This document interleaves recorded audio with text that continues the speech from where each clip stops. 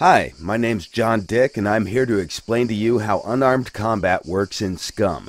Without further ado, let's get started. The unarmed combat in brawling has 4 different skill levels of expertise that the players can reach, starting from no skill level up to advanced skill level. However, the character's skill is just one of many things that are taken into consideration when combat begins. The other important factors are the player's ability to control his character during the combat and the physical condition of his character. Now that you know the basics, let's take a look at how the combat system works in other modern survival games. For this, we created a simulation of the type of unarmed combat that you can find in practically every survival game available on Steam.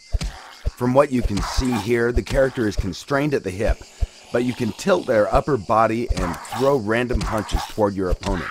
The camera is locked behind the character. It doesn't provide the player with a good overview of the situation, and most of the time it's really hard to tell where the punch will land. Obviously, this is a very basic implementation, and we could have done it the same in SCUM, but we wanted to make something different. So, what exactly did we do in SCUM to make things better? First, we wanted to find out the best way to fit martial arts in SCUM's gameplay mechanics, and we quickly realized that the angle of the camera has to be changed. The free camera view not only provides players with a better overview of the situation, it also helps when you have to engage multiple opponents at the same time. The game also provides a first-person perspective camera for the combat mode, and everything works well there too. Once you enter combat, you'll be able to perform different moves and attacks. For example, you could try to circle around your opponent and control the fight from a distance. During the combat, you can defend yourself or attack. From defensive moves, you can use block or dodge, and from the attacks, you can choose kicks, punches, and combo moves. A dodge is used when you want to outmaneuver your opponent and then strike back in a counterattack with a different combination of punches and kicks.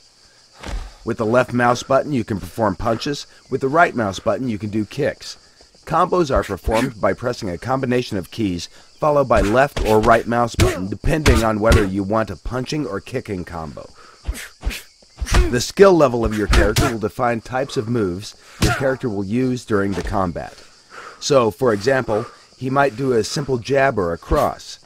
Or, if he's more skillful, then he can step in, close the distance, and use a more powerful punch.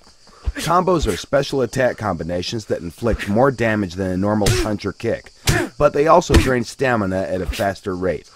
The best way to use a combo is against a dodge or a block, and if you perform the combo successfully, you'll increase the chance for a knockout.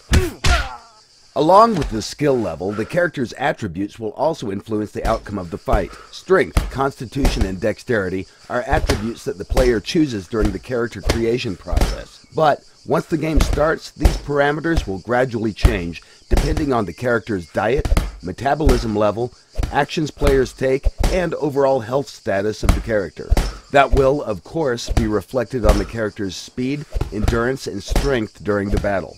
With proper diet and workout, it's possible to boost all these attributes to their maximum values. The only exception is the intelligence attribute, which will stay the same or drop down if, for example, a character gets shot in the head. In the current presentation, you can see different skill levels and how they will be represented in the game. Our plan is to make different sets of animations for each skill level to allow players to visually recognize the skill levels of their foes. This is still a work in progress, and it will not be included in the early access version of the game. Everything that your character carries in the game will have an impact on how you will perform in the combat.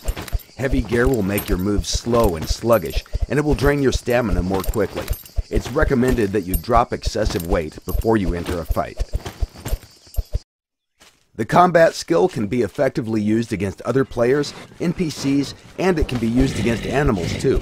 Although we do not recommend you attack bigger and more dangerous animals unless, of course, you're sure that you can beat them or outrun them.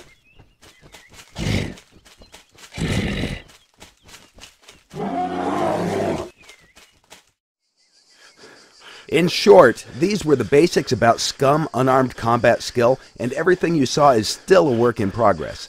We aim for further optimization of the combat process to make it more fluid and enjoyable. Future plans are to replace mocaps with more realistic animations.